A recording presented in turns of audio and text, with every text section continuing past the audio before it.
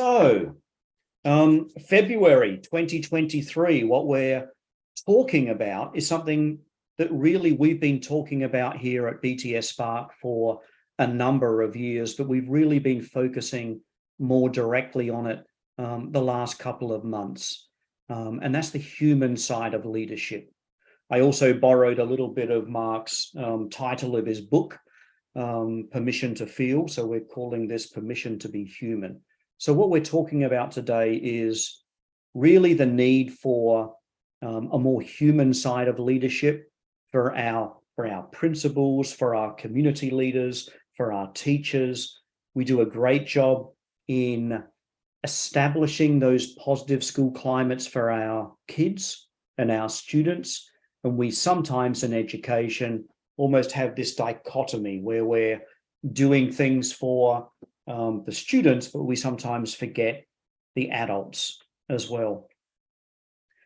And as we typically do with these webinars, we often come out with an article or two beforehand, or we might refer back to something that's happened recently to sort of set the scene for the discussion.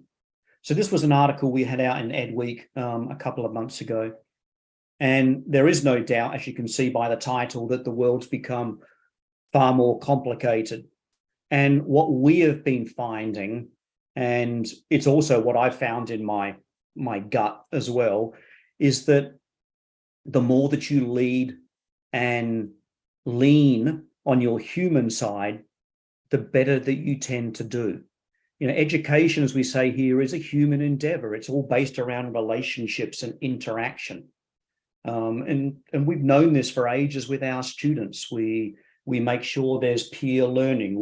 We focus on the school connectedness. We make sure there are clubs they can take part in. We make sure that the climate and the culture of the classroom is safe and supportive and conducive to learning. And we know that when we know our students, who they are, what makes them tick, they actually learn better. But we also, and I suppose it's not only the education sector, but since I've been in education for 30 odd years, that's where my attention often gets directed. We seem to have one set of rules for one and a different set of rules for another part of society. But it's obvious when we think about it, if our students perform better when they know their teacher and they know each other, then similarly, our teachers are going to perform better when they feel supported, when they know their peers, when they know their principal. Our leaders are going to lead better. But for some reason, we've sort of ignored this obvious aspect, which has been right in front of us. You know, and maybe it's a case of that idea of don't bring your personality to school, or this is your personal side and that's your professional side. And what we're finding now, mainly again through this pandemic, is that, you know, the personal side, the human side is really key. Now, we are really quite blessed today to have Mark Brackett, who I'm sure many of you know or have heard of, the author of Permission to Feel, as one of our panelists. You know, and he's been doing a really fantastic job via his books, but also via Yale, about looking at the emotional side and having people understand their emotions, and not to control their emotions, but to be aware of them. Because you either, I'm sure Mark will probably agree with this, you either end up understanding your emotions and having some agency over them, or it ends up being the flip, where the emotions have agency and control over you. So being able to manage complicated emotions, you know, around friendships, it's going to have impact on what you're learning. It's going to limit your potential. You know, and it's what we're talking about in this obviously applies not only to students, who should be the center of our attention and focus, but today we want to start tapping into how we as adults should be understanding our emotions and our regulation and our agency. And to bring in the work of our second guest, Gracie Branch, who is the Associate Executive Director over at NAESP, it's been a real struggle emotionally for our schools and for our leaders over the last 3 years. It's taken a physical toll, and it's also taken an emotional toll. And we've talked about this before in some previous webinars, where it's almost the higher up you get in the hierarchy, the more people that you have responsibility for, but the fewer support networks or the fewer supports you as a leader actually have. And so the ask gets bigger and the support tends to get a little bit less. And what we've been experiencing, or actually, folly for me to say I've been experiencing it because I haven't, but what we've been hearing from leaders is, even after or even as we're going through the pandemic and sort of coming out the other side, there is still this responsibility from the leader who will look after others first and look after themselves second. And it's also why we're starting to see a lot of leaders, not just teachers, but leaders, burn out. So that gives hopefully the context of what we're talking about today. It's about the human side of leadership.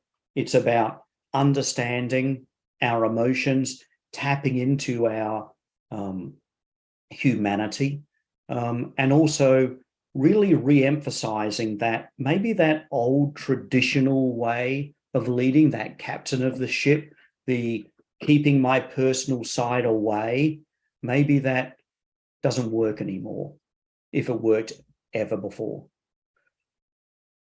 So anyway, we have two great guests, and so this should be a fun conversation. So we have, as I mentioned, Dr. Gracie Branch, who is the Associate Executive Director of, and if you don't know what NAESP stands for, we love our acronyms in education. It's the National Association of Elementary School Principals. So Dr. Branch serves as the Executive Director for Professional Learning, and before coming to NAESP, she was the Executive Director for the Oklahoma state branch of NAESP. So welcome, Gracie. Thank you, Sean. It's great to be here. Yeah, great to have you as well. And we also have Mark Brackett. And as we mentioned before, Mark Brackett is the author of Permission to Feel, which is if you haven't read it, it's a wonderful book. I know that Gracie is, what are you, 1/3, 1/2 of the way through at the moment, Gracie? 2/3, Mark. 2/3. Okay. I'm on part 3. All right. Well, I apologize. We're holding your reading up by embarking on this discussion. So you have to get back to it this weekend. But Mark is the founding director of the Yale Center of Emotional Intelligence and a professor in the Child Study Center at the Yale School of Medicine. And 22 languages the book's been translated into. Mark, do you know them off by heart? Can you name them at the moment? Hang on, I think you're still muted. I said I probably could actually. Okay. But what's the most obscure one, or the most, well, not, maybe not obscure, maybe that's a bit of a negative. What's the one that you were surprised about? well, the one that I'm most happy about is Ukraine. And so I'm happy to say that we're able to give my book away to people there, which is very important to me. Oh, wonderful. And you also just recently developed an app with the founder of Pinterest. Yeah. How We Feel. Do you want to quickly tell us what that's all about? Sure. So one of the blessings, which is hard to say, from COVID, was that the founder and CEO of Pinterest read my book, and he reached out to me and he said, we're a software company, we build technology, and I see a really interesting collaboration between your center and our company. And And it ended up being that we founded a nonprofit called the How We Feel Project.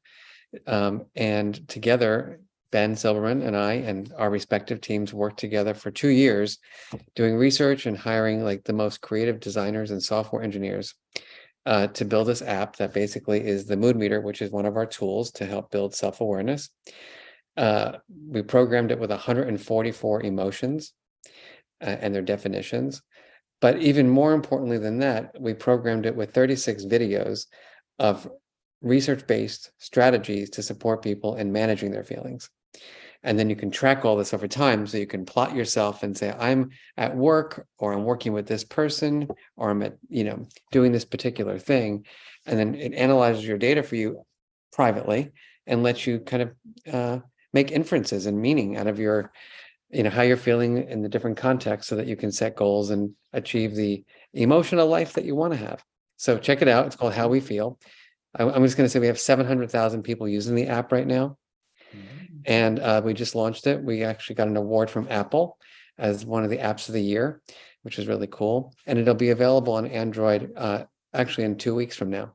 So it's iOS right now, but Android in 2 weeks. Wonderful. Oh, it Yeah. sounds great. It sounds great. There seems to be a lot of overlap as well between the work that we're all doing and then the ability to provide, whether it's coaching or advice or tools or professional learning. So well done. Fantastic. So we're going to launch into what we do with these conversations is we hopefully have a conversation. And so it's not the webinar where we go down the line and get a response and then check a box. It's more of a chat. So I talked about this in the lead-in about education being a human endeavor, and it's something that we've sort of understood and known for our students, but we haven't really done it for our educators and our teachers, and especially our leaders. So I'd like to get both of your perspectives about why we haven't focused on our human side up until recently. Gracie, would you like to start? Certainly. I think that we have talked a lot about the importance of relationships in schools, but I agree that we haven't done a good job of giving school leaders that how piece, and it's so important. And I know in the professional learning that we're trying to offer to school leaders, we don't just talk about that standards and competencies, but we really try to give them the strategies to be able to do what's important in schools and to build those relationships. And I think post-COVID, that's even more critical because we had those 2 years and where everybody was in isolation. And I think that we can't just take things for granted. We can't expect kids to just come knowing how to do school. And we have to be really focused and purposeful on the work. That's why, Mark, I loved your book and what you're doing in schools, because you're really giving them the tools to be able to hopefully self-regulate and be more in charge of their emotions. So, we talk about principals being the CEOs of their schools, like chief empathy officers, but they've got to create awareness with their stakeholders. They've got to facilitate collegiality, and then they've really got to work with their staff in developing social emotional learning. Sean, you did a great blog post. I'm just going to give you a big shout out. It's on our NASP website, but you talk about the little things that principals, school leaders, schools can do, and all those little things can add up to make a difference. And the example you give in the blog post is about seeing that at a school, you saw kids be able to smile and greet. And that's a big thing. So Mark, I'll turn it over to you. Sure. Thank you. I've done a lot of thinking about this, obviously, because this is kind of what I do for a living, is I think about why people don't have permission to feel. And I've come to the conclusion now, after 25 years of running around the world, trying to get people to talk about their feelings, is that we are a pretty much feelings phobic society. And I say that with confidence, sadly, because this is what my research is showing over and over again, that look at these most recent data. So I asked people, thousands of people now, did you have someone in your life who gave you permission to feel? Was there someone when you were developing? And we asked people here, that survey that I sent out, was there an adult when you were growing up that created the conditions for you to be your true self? And can you believe that only a third of adults running around America say they had that person? And interestingly enough, this is what was most scary to me, is that only 3% of the third said it was their own parent. So that means that 98% of us or so are running around the world, right? We're living and growing up in families where we don't feel like we can be our true selves. And I think that escalates into leadership positions. And then since we weren't given that permission to feel, it's hard for us to give other people that permission to feel. And I've been really just fascinated by that. And this is now, I'm continuously collecting data on this. And it's no matter where I go, no matter what the age is, what the racial or ethnic makeup is of someone, their gender, it's pretty much the same. And so the last thing I'll just say about this right now, about why we haven't really done a lot of work in this space, is that our mindsets about feelings are, especially around negative feelings, is that men especially, and women, who acknowledge their anxiety or their depression, they're weak. And that mindset that emotions are weak is what makes us suppress our feelings, repress our feelings, deny our feelings, eat our feelings, and the list goes on.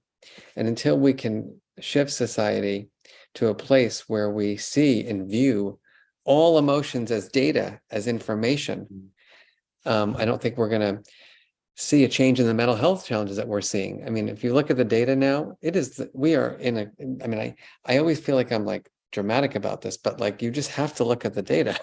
Yeah. Because if 25% of teenage girls seriously considered suicide last year, we have a huge problem on our hands in terms of helping people develop the skills they need to navigate their emotional lives. Yeah. Yeah. And that data came out of the CDC's youth risk behavior survey that they do every couple of years. And I used to do work around that survey when I worked in California, and the California Healthy Kids Survey. And it was always shocking that there was a standard 30% of teenagers who would respond that they have been so sad or depressed for at least 2 weeks that they stopped doing their normal activity, which was the the so-called parameter for depression. And Sean, I'm sorry, please. Yep, go ahead. No, I was going to say, interestingly enough, so we have our annual conference for Ruler, which is our center's approach to SEL. We have about 1,100 people coming to this conference. It's in a week. And I've surveyed all of them to ask, so what is the thing that's getting in the way of systemic integration of our work into your school or district? The top two is time. Yeah. Like, we don't have the time to do it. And the Yeah. second one, which is a big one, is quote unquote buy-in. Yeah. And so again, buy-in, it's like, wait a minute, what do you need to see in terms of the data and the research on both mental health and emotional intelligence to convince you to take this work seriously? Yeah. And I think I agree. I think that buy-in, and it goes back to what both you and what Gracie have been saying, it's that mindset. It's that mindset of what we allow ourselves to do and demonstrate, but it's also the mindset that we're coming up against at the moment of what's the mindset we have of what an effective leader should be and should look like. Because I heard it the other day on an NPR show. A nurse in COVID was talking about, well, I can't show vulnerability or uncertainty because everybody looks to me for stability, and so therefore I have to put things aside. And I think that's the mindset we actually need to start to change and affect. Read my nonverbal behavior. Yeah, exactly. It's yeah, and I'm just wondering, sort of going on with this question as well. We put out an article, myself and an Australian education leader, Phil Lambert, put out an article a few years ago about soft skills, and we actually think that, you know, even though I don't love the term soft skills, I think we can actually use the familiarity of the word soft skills to change its meaning, not as in these skills are soft as in not serious, but they're soft as in they're fluid, they're nurturing, they're malleable, they're like water, they can adjust to different environments. So I'm wondering, you know, is this the fact that we don't or haven't seen buy-in from these leaders, is this because they take this role of a servant leader and they have these people to look after and they can't show their human side? Or is it this underlying dismissal of that term soft skills? What do you think, Gracie? I think it's a combination of the two. I think for a long time, we've kind of had this mantra of being a servant leader, but what that doesn't mean is that we don't take care of ourselves. I mean, you know, I grew up with a mom who said, if I didn't take care of myself, nobody else was going to do that for me. And so we're listening to what principals are saying, and we're trying to provide them with networks and communities of practice for support, and looking at providing them with professional learning that really talks about achieving that work-life balance and that support that they need to be successful. I think too that principals are also thinking about laying down some hard boundaries for themselves, which they probably need to do as well. And I'm talking about, you know, not checking your phones after a certain time in the evening, turning off your notifications, closing down your laptop. I mean, I think they have to be really conscious of setting some, like I said, hard boundaries with themselves. Yeah. We did an article last year that was titled, "Put on Your Oxygen Mask." And so that's really the message that we're trying to get across to principals. Yeah, it's this understanding that even if your primary desire is to take care of the students and your school and the staff, you are not going to be able to do that unless you are healthy and you are functioning. Exactly.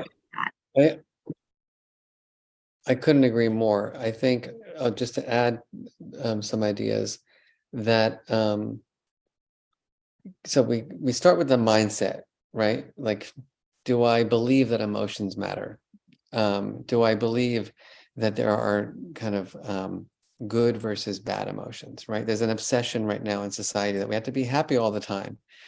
I always tell people, like, I'm a neurotic Jewish professor. I'm never going to be happy. Like, it's like if I have to strive to be happy all the time, I don't know what I'm going to, you know, and we have research that's good research, which shows that people who are constantly striving to find happiness actually feel worse about themselves. So we have to be really careful, I think, about how we set people up in terms of, is the goal to be happy, or is the goal to have a sense of wellness and contentment, you know, and peace with yourself? But on top of that, what I would say is that what I've learned in terms of working now with about 5,000 schools myself and trying to implement this work is that there's two things that happen, I think, for leaders. One is that they don't have to be experts in math and science and language arts, but they do have to be experts as role models in emotional intelligence. You just have to be, because we know from our research that leaders, especially school leader, we have a paper that's being reviewed right now. It's a large study, 2 studies actually, longitudinal during the pandemic, that principals of schools with more developed emotional intelligence, there's no controversy, it's so clear in the data, the climates in their schools are significantly more positive. People just want to work in schools where there is an emotionally intelligent leader. And not only that, there's less teacher burnout, there's less attrition, there's less frustration. And even what we found during the pandemic is that teachers who were more acutely affected by the pandemic, by the coronavirus, including their families, when they suffered more for whatever personal reasons were, they were less likely to want to leave the teaching profession if they worked in a school with a leader with more developed emotional intelligence. And so over and over again, we're just seeing that these skills are playing out. And I'll just say one last thing, which is this week I won't say where because I don't want to out anybody, but I was working with a bunch of districts in the Midwest. And we had a conversation about implementation of SEL, social emotional learning. And I asked these groups of leaders, on a scale from 1 to 5, where are you in terms of like systemic integration? And I had one district say, we're at a 4.5. I said, okay, that's amazing. So here's some questions for you. If every principal in your school were given a blank piece of paper and asked to define emotion regulation and provide 3 to 5 evidence-based strategies that they're using to support them and deal with their feelings, what would be the results? And everybody will be like, they couldn't do that. I'm like, but you just told me that you're doing systemic social and emotional learning. And so I think that we don't take it seriously enough. Yeah. I'm just going to say that out loud. We don't realize the granularity in terms of the skill development that's necessary in this space. We keep it, it's kind of elusive oftentimes as a construct. And it's also, I think, something that we think that we do others or implement for others and us as leaders. Yeah. No, I think that's a real clarion call that we need to take it far more seriously. You're talking about, the focus of the leader as a role model as well. And I think for the longest time, as people have aged and they've gone through their career, we've made the assumption that people start to gain these skills of leadership, of relationship building, of emotional regulation, that they gain them just by the process of going through their career. And some people might gain some of those skills, but there's no guarantee. You think it's the opposite? Yeah. I think that we have more practice with our bad habits. It's like if you're like a denier, you just get better at it as you get older. If you're a repressor, you just get better at it. Please. Yeah.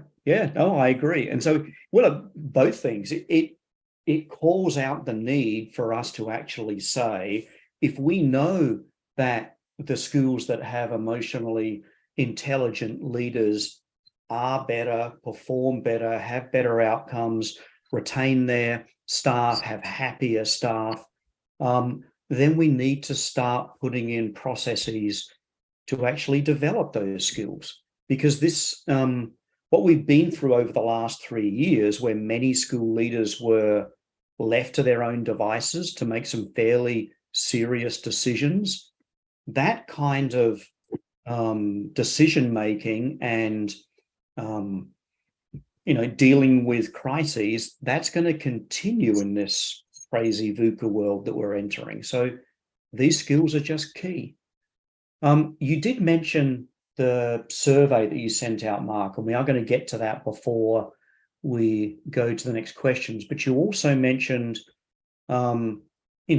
defining and talking about these skills. So why don't we spend a little bit of time just, at least for our audience, clarifying, what we mean by human side or what we mean by emotional regulation. Sure. I want to go back to just one thing very quickly, though, about the role model thing that you brought up. And so I think what's most important in terms of this human side, we know from our research, by the way, I think our center has the largest study of educators that's been done right now. So we built a course during the pandemic called Managing Emotions During Uncertain and Stressful Times. It's a free course for educators. We've had 185,000 educators start that course. It was a gift from a funder of ours, to provide something just to the field to help people just deal with their emotions. But as part of it, what we did was we built in research. And so what we have found is that the anxiety, stress, and overwhelm of our educators is just the highest it's ever been. And so let's think about this. I'm a leader of a school and I've got 50, 100 staff. We know that a lot of them are feeling overwhelmed and anxious and stressed and some burnout. And I'm supposed to go in there as like the happy guy, right? Like, it's going to be fine. We're going to get through this. And meanwhile, on the inside, I'm thinking like, all my teachers are burnt out and stressed. The world's coming to an end. And so what I think is so important, which is what's hard to do, is that our leaders are actually authentic about how they're feeling. Yeah. But if we have the mindset that, like, if people think I'm anxious, they're going to quit their jobs because they're going to see me as weak. And so the trick is that we have to be authentic, but also demonstrate the successful strategies that we're using to deal with our emotions. So it's like saying, I'm anxious, but here's what I'm doing. I'm doing the self-care work that Gracie's talking about. I'm going for my run every day. I'm taking that 10-minute break at lunch to go for a walk to just free my head. I am, doing stuff on the weekends to celebrate, the joy that I want to have in my life. And as long as we can demonstrate that we're able to deal with feeling, I think we're in a place where we can actually share our true feelings. Yeah. I'm curious what Gracie thinks about that. Yeah. Oh, I totally agree, Mark. And I had written down the word vulnerability because I think that's so important for school leaders to show that side of themselves, that they are human. I think there is a tendency, especially I will say with women leaders, we want to be that perfect leader. And we have to recognize that we can't do it all on our own. So I think creating those teacher leader teams, that shared leadership team, empowering others, that all goes into recognizing that leadership needs to be distributed and shared, and that we recognize that we're better together. But I think showing that you are human and vulnerable is so important for your teachers, that in turn share that with their own kids. Exactly. Because a school is made up of so many stakeholders with students and their families. I also, Mark, kind of had a question for you, because in your book, you talk about some gender issues related to emotion. And so for women who are leaders of schools, it's kind of like a balancing act between showing that human side, but not being penalized for that. Because exactly. I wrote that down in your book, that men can be, we look at them as being strong and assertive, but when men have those same characteristics, then they're thought of as bossy and controlling. And I wondered if you might talk a little bit about that. Yeah, I think we actually have another study that was published after my book came out, which is of women in the workplace, all kinds of workplaces. And what we find in that research, we call it the emotional glass ceiling for women in the workplace.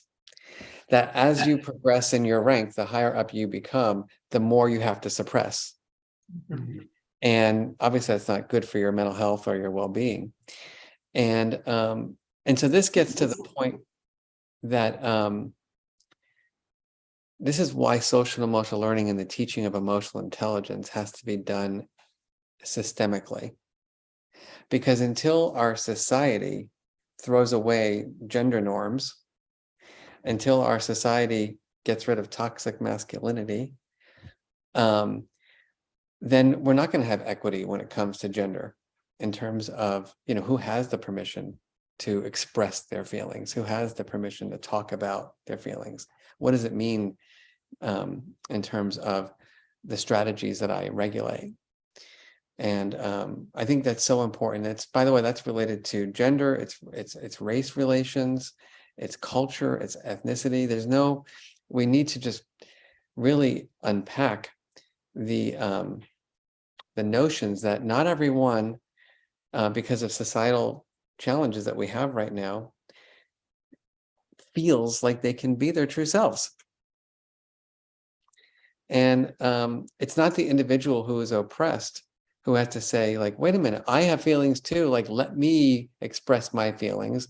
We have to create schools, communities, counties, states, countries, where people all feel like they can be their true selves.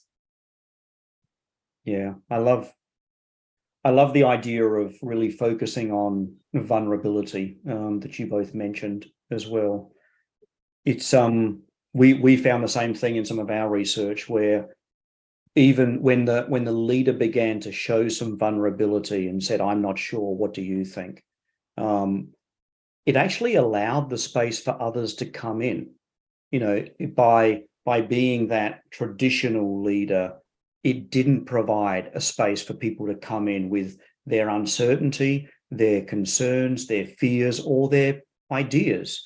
And so when you actually said, yeah, I'm a little bit nervous and this is different, and what do you think?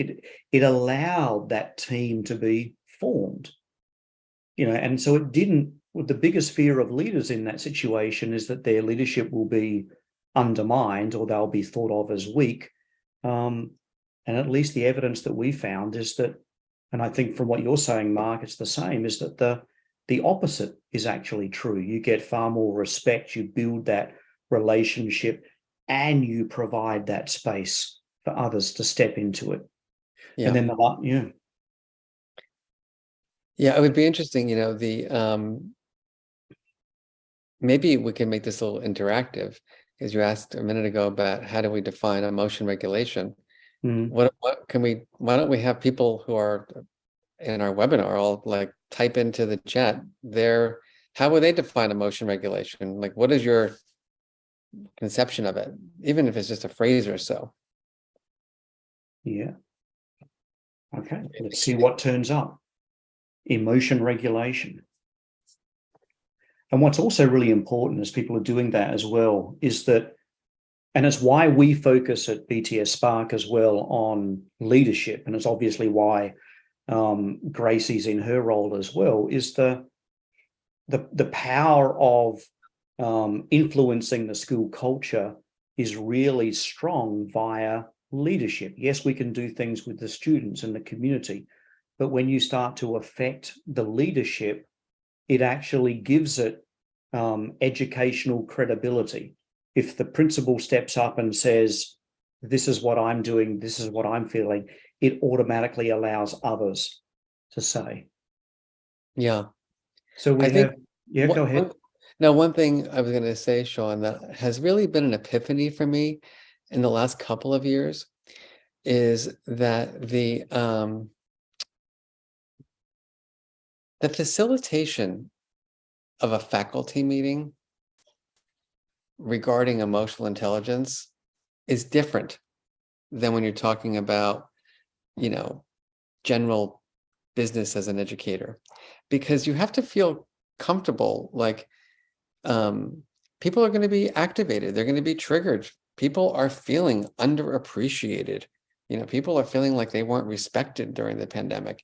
And if you, the leader, can't handle all that stuff that's coming at you and like regulate your own emotions and kind of channel them and problem solve and facilitate, you'll avoid it. Mm.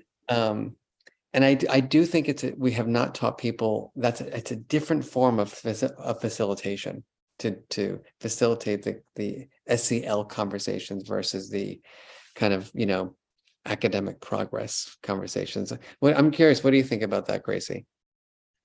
Oh, I think you're right. I think that I know I certainly looked at the way I structured my faculty meetings, and they weren't all about me. Bringing in those teacher leaders, scheduling those times where we learned more about each other. I mean, Sean, you talk about little things, and I remember starting faculty meetings and letting each teacher play their favorite song and share out to the faculty why they chose that song.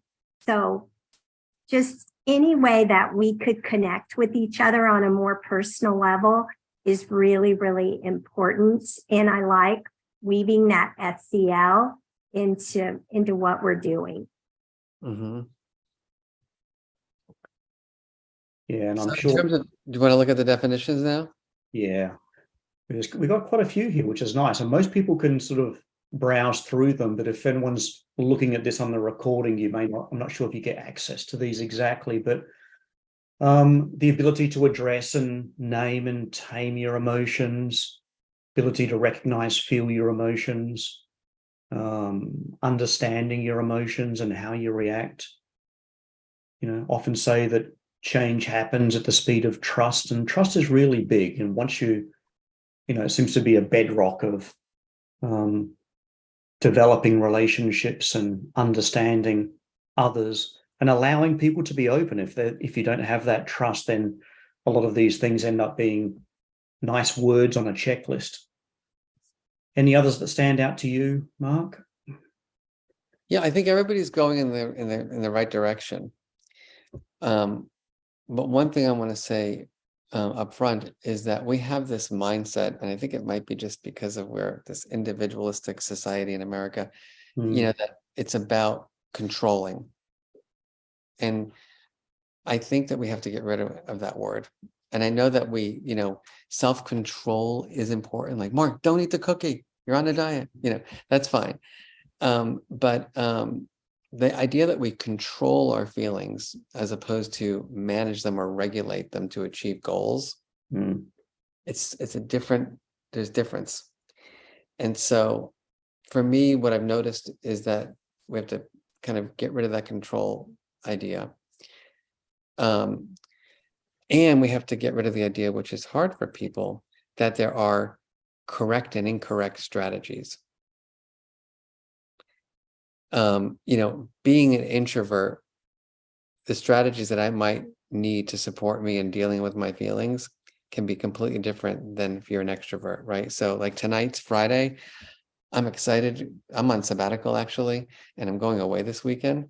And tonight we have a friend over. We're going to go out for dinner. I'm not going to go to like a sports bar, right? Where there's like televisions and loud music. Like that would put me into like, I'd be hospitalized. Just like my brain can't handle all that. I want like a little wine bar, I want to just talk and be like quiet and have a rich conversation. So I use my personality, or I, apply my personality to selecting the strategies that will help me, achieve well-being. And with that said, the way we think about emotion regulation in our center is that there are goals and there are strategies. So we can, and I use the acronym PRIME, we can prevent unwanted emotions. Like I want to deal with my anxiety before I have to take that test. I want to manage my anxiety before I come on this webinar. Reduce unwanted emotions. So I'm in the moment, someone, makes me feel angry. I want to kind of reduce that anger. Or if I'm really excited and I can't focus, I want to reduce my excitement. But importantly, there's initiating emotions I think actually the best leaders are really skilled at reading the room and knowing like, oh, we got to add some inspiration here. We got to shift the emotional climate to get people to feel curious and engaged as opposed to bored and kind of disappointed. And so that's creating an emotion that's going to be useful for achieving a goal. It's about maintaining emotions, even enhancing emotions. And then the strategies, two basic ones, in my opinion. There's all the stuff that we do in our heads, the self-talk, the cognitive work. And then there's the social strategies, the things that we do with other people or alone that help us to deal with our feelings. And I've just found that, I mean, let me ask all of you right now, all of our people, how many of you feel like when you were a child, elementary, middle, high school, even college, that you got a comprehensive education in healthy emotion regulation? I think we know the answer. And It's I, like, but at least the one thing, at least from my generation, the Gen X generation, is that we did have teachers and we did have adults in our lives who we developed relationships with. So the teachers had the time and a bit more flexibility, a bit less accountability, to be able to form those relationships and have discussions. So I think back to the teachers I had in primary school and high school, and I had some really people that I would almost call friends who were teachers, and I don't know if teachers nowadays have the luxury of being able to do that. yeah.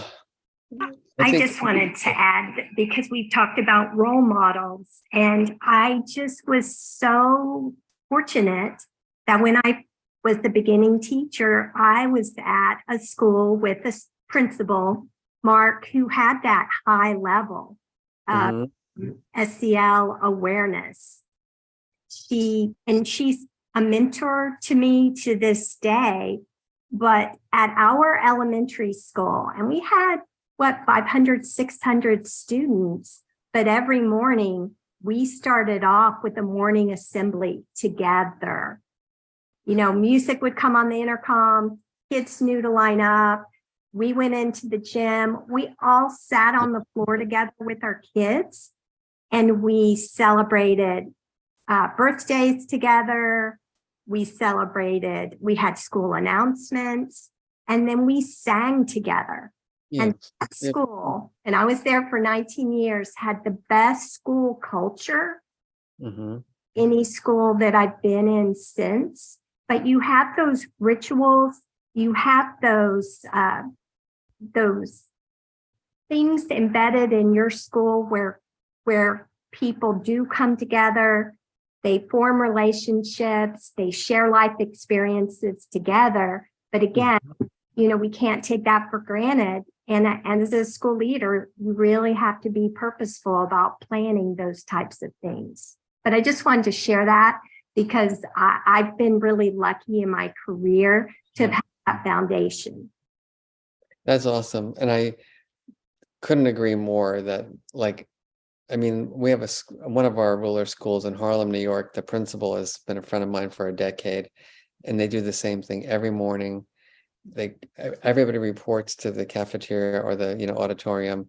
What they do in this school, which I love, is that each day a child leads like a favorite quote, their favorite quote, and then they share that quote, whether it's about kind of whatever it is.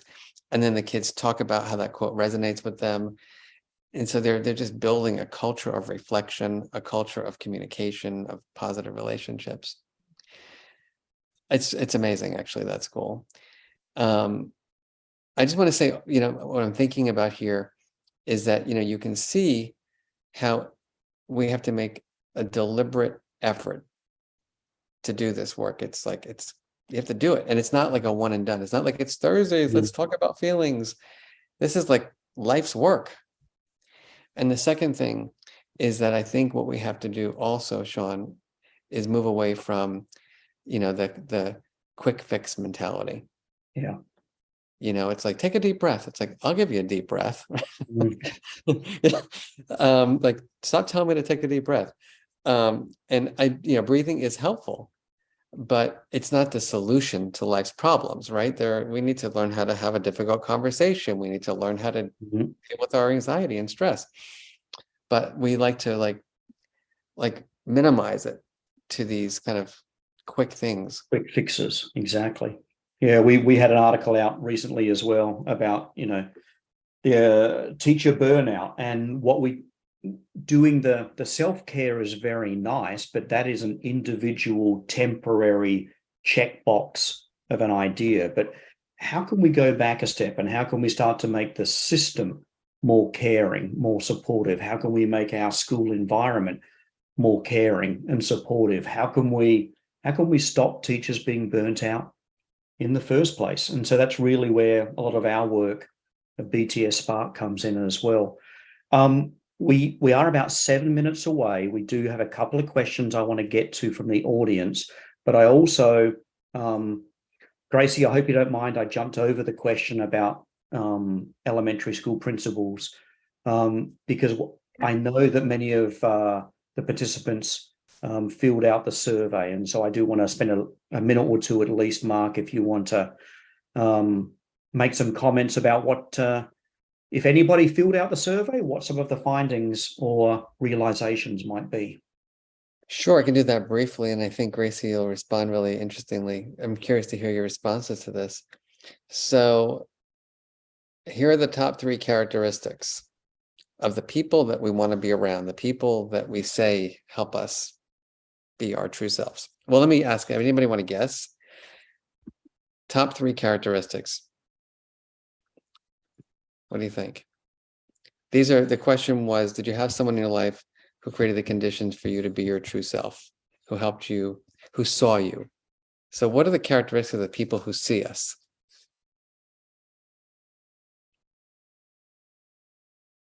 Anyone in the audience want to share what they think? Yeah, haven't got any comments right now. Someone who listens. So Andrew, you are the winner. That was the number 1, and so is Kate. The number 1 characteristic was someone who listens. Number 2, non-judgmental. Everybody just wants to be around people who just stop judging me. Just let me be who I am. Number 3, empathic and compassionate. And what I've been thinking a lot about that since looking at the data. And what I realize is that, think about that: good listener, non-judgmental, and compassionate. So that means these are all people who are other-oriented. Yeah. Right there. They're people who give of themselves. And I find that to be really interesting. And so that's what we wanted as kids. How many of you feel like you'd be a little healthier, a little happier, if your partners or if your bosses were better listeners, less judgmental, and more compassionate? I don't know. Yeah, I think, yeah, no, it's interesting. And they're also the things that, if we go back in our conversation, they're those things that we dismiss. They're those things that we say that they're not that important, or at best we say, you know what, I'm probably a good listener just because I've moved up in this role for a number of years. Yeah. And they're the things that we need to focus on. Well, we also talk about, especially with school leaders and teachers, the importance of mentors, giving teachers great mentors, giving school leaders good mentors. And those are 3 outstanding characteristics that a mentor would strive for, to have a great relationship with their protege or whoever they're mentoring. So yeah, Mark, your research is just spot on with what we're hearing out in the field and what we feel like we're trying to provide that will be helpful for school leaders. Yeah, I was thinking about the good listening thing. Like, we yell at people, like, pay attention. And then it's like the people who don't pay attention and don't listen are yelling at people to focus and pay attention. Anyhow. Let's jump. We do have a question from the audience here that I'll pass on as well. And then if there are others, we do have a couple of minutes. So this one, I work with several leaders who try to be human, but are in mostly secondary schools where the majority of teachers want old school leader who is hard and non-emotionally connected. And so these teachers are beaten down by the expectations of the adults in almost every meeting and encounter. So any suggestions on how we can help them? Mark, it looks like you need to be in that school doing your work. Delighted. I would say just honestly, they don't know the research. Because I'm a scientist, I always say like, how much of the research have people read? How much do they know? Because then it's no longer about an opinion. Like everybody's got an opinion. That's fine. But like, how do your beliefs and how do your opinions relate to what like hard science shows? And so part of what I like to do is do the studies that make the implementation of this work kind of difficult to argue against. I think it's also challenging at the secondary level because you really do have huge staffs, and they typically are more departmentalized because of content. But the work that administrators get done in those smaller groups or departments might be kind of a pathway to go. I mean, you certainly don't give up. You still need to be fighting the good fight. But I know it's a challenge when you have those bigger groups. It is. I'll add on to that, which is that I think it's harder to implement at the student level, especially because, elementary schools can weave this in, right? Because if you have one teacher primarily, they can weave it into social studies, physical education, etc. And the high school is tougher. However, I'll argue that whether you're a preschool educator or someone who teaches high school AP science, the adult development pieces are the same. Yeah, and the power of that leader as well in influencing, what's permissible, what's educationally relevant around the human side of leadership is really key. Well, this has been a fascinating conversation. And again, as I always tend to say, I don't plan to say this, but it's every time we come up to the top of the hour, I mention how we could have another half an hour or an hour of conversation. We only tapped into a portion of our questions, but I think the responses that you both gave were heartfelt and precise as well, and gave people some new ways of looking at things and new actions. What was interesting as well, when you were talking about the listening, the non-judgmental, the empathy, you talked about, Mark, how it's all about how you relate to others. And I showed this before our webinar, but these are the mindsets that we focus on, the leadership mindsets, and they fall into the 4 buckets. And the 2 main buckets are the ones about relate, how you relate to others, and then B. So it's your self-awareness, your self-efficacy. And so we're really focused on this human side of leadership. I'd love to thank our guests, Gracie Branch from NAESP and Mark Brackett from Yale, now available in 22 and growing languages, because this has been a really fascinating conversation. I also, before the webinar, we showed a couple of these little slides, and if anybody has their own simple ideas of things that they do, we're still playing on the humans of New York idea, but there are humans of education. What are the simple things that you do every day just to make people feel better, or allow connectedness, or grow support, build relationships? If anybody has one, we'd love to hear, and we'll start to hopefully continue to roll this little campaign out as we go. Before I officially sign off, You can follow us and see a recording of this probably in a couple of days. We'll send a link out to everybody. But you'll see the recordings of the previous webinars we've done as well on things around listening and diversity, equity, or developing cultures of resilience, future of education. So those are all up there on our YouTube site. And by all means, please follow us on the social media as well. But with that, I'm going to say thank you. And Gracie, and Mark, if there's a last statement or comment you'd love to make, you probably have about 30 seconds. Gracie? I just appreciate the opportunity to be here and share the work. And Mark, now you've got another big fan. Looking forward to finishing your book and then being able to bring that information to our school leader members.